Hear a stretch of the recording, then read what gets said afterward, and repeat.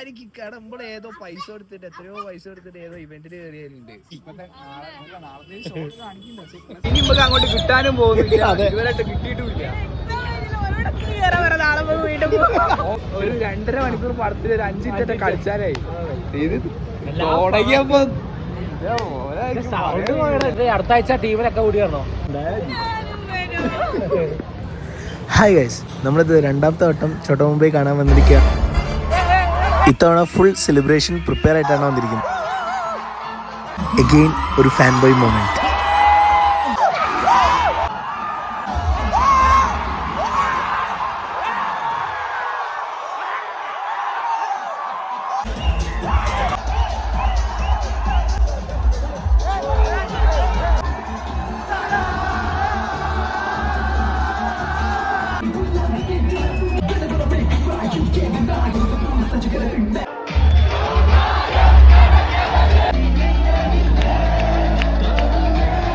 കിട്ടാ അത് നവർ നെവറാണ്.